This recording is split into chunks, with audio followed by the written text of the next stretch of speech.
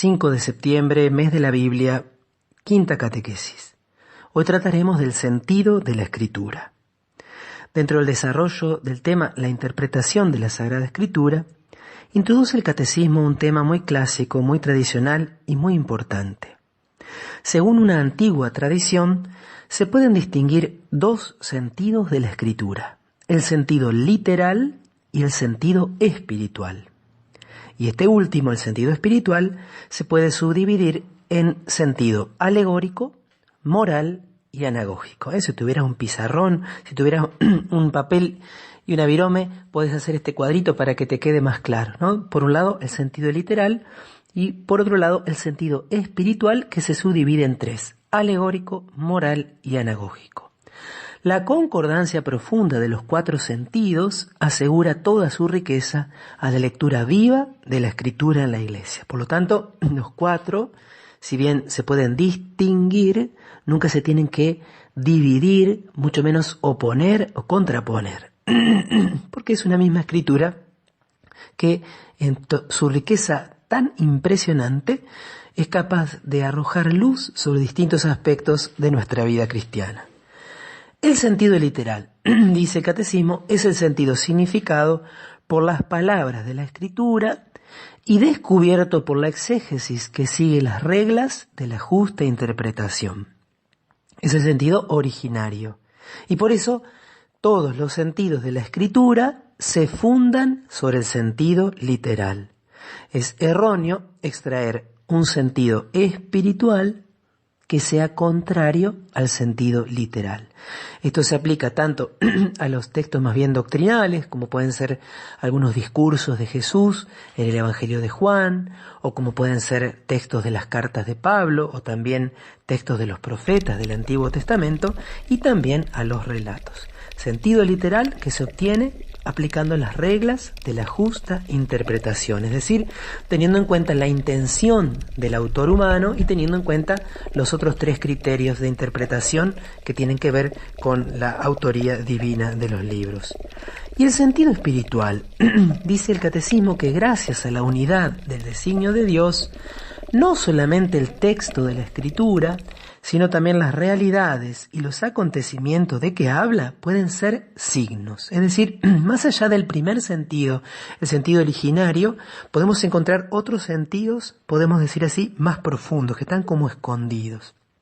El primero es el sentido alegórico. Podemos adquirir una comprensión más profunda de los acontecimientos, reconociendo su significación en Cristo. Y aquí pone un ejemplo tomado del Antiguo Testamento. El paso del Mar Rojo es un signo de la victoria de Cristo y por ello del bautismo, ¿sí? Hay un acontecimiento del Antiguo Testamento que en su literalidad es relatado por el libro del Éxodo, el pueblo de Israel que sale de Egipto y a través del agua del Mar Rojo pasa de la esclavitud a la libertad.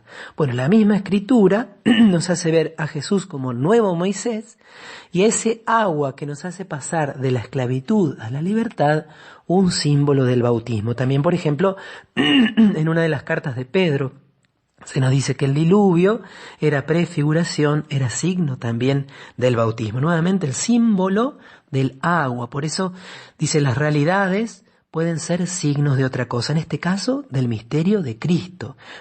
Tenemos aquí también, en segundo sentido, dentro del sentido espiritual, el sentido moral. Los acontecimientos narrados en la Escritura pueden conducirnos a un obrar justo.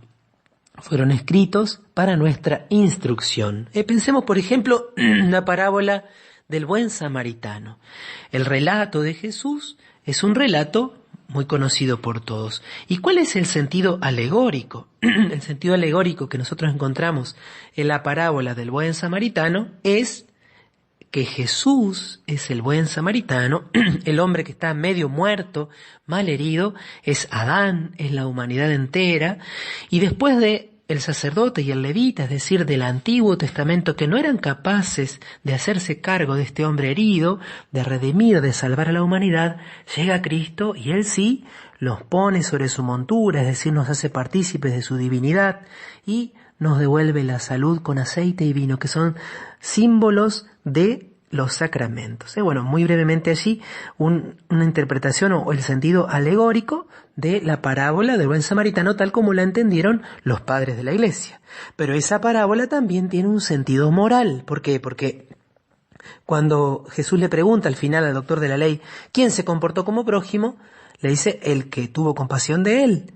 Ve tú y haz lo mismo. Entonces cuando nosotros leemos ese pasaje de la Escritura, que tiene un sentido literal, que es poder comprender toda la descripción, lo que significaba ese camino que va de Jerusalén a Jericó, las diferencias que había entre los samaritanos y los judíos, lo que tenían que hacer los levitas, los sacerdotes, por qué no se podían acercar a un hombre malherido, porque iban a quedar impuros, ese sería el sentido literal. Aquí el sentido moral nos indica que vos y yo también tenemos que compadecernos de aquel que está malherido, tenemos que acercarnos, tenemos que hacernos prójimo de aquel que sufre. Y por último, el sentido anagógico.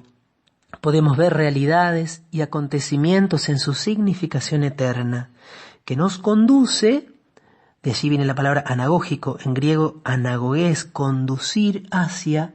La palabra entonces nos conduce hacia nuestra patria, en significado nos conduce hacia el cielo. Hay un sentido, y aquí interviene la virtud de la esperanza, ¿sí? El sentido alegórico hace alusión a la virtud de la fe, el sentido moral hace alusión a la virtud de la caridad, del amor, y el sentido anagógico a la virtud de la esperanza. Así, la Iglesia en la tierra es signo de la Jerusalén celeste, dice el Catecismo poniendo un ejemplo. Nosotros podemos pensar, vamos a poner otro ejemplo, ese maravilloso relato de la segunda pesca milagrosa en el Evangelio de Juan, cuando el discípulo amado reconoce al Señor y van nadando, y cuando llegan a la orilla allí los espera Jesús, que ya tenía un pescado a las brasas, y allí Jesús les parte el pan. Ese amanecer donde Jesús alimenta a sus discípulos cansados después de una noche de trabajo, es símbolo del cielo, es esa otra orilla de la eternidad hacia la cual nosotros vamos y en la cual nos espera Cristo. Eso sería sentido anagógico. Dentro del sentido espiritual, este sentido que nos invita a pensar en el cielo, en la eternidad. Esto ha sido resumido en un dístico medieval como una especie de verso que en latín suena así: litera gesta docet quid credas allegoria, moralis quid agas quotendas anagogia. La letra, o sea, el sentido literal, enseña los hechos. La alegoría, lo que has de creer, que parece la fe. El sentido moral, lo que has de hacer, la caridad, que se hace obras. La anagogía, a donde has de tender, es decir, la esperanza. Por último, dice el Catecismo, cerrando este capítulo de la interpretación, a los exégetas toca aplicar estas normas en su trabajo para ir penetrando y exponiendo el sentido de la Sagrada Escritura, de modo que mediante un cuidadoso estudio pueda madurar el juicio de la Iglesia.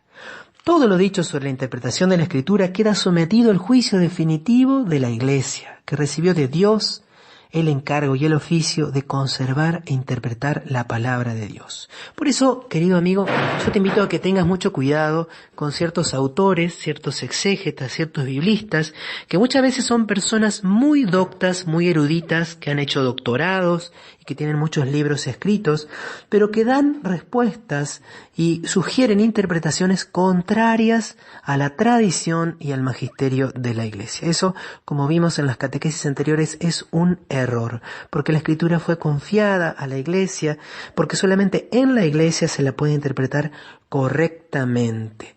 Estos biblistas, a veces con gran aparato argumental, sacan conclusiones contrarias en orden a la vida moral, en orden a la fe, en orden a la necesidad de las buenas obras para salvarse, y allí entonces estamos en riesgo de perdernos del centro. Obedecer a la Iglesia, recibir la enseñanza del magisterio de la Iglesia es absolutamente esencial.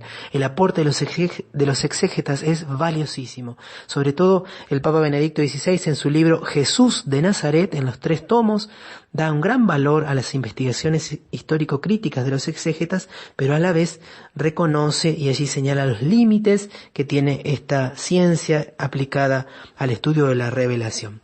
Que esta catequesis te pueda servir también para distinguir los autores recomendables de aquellos que no lo son.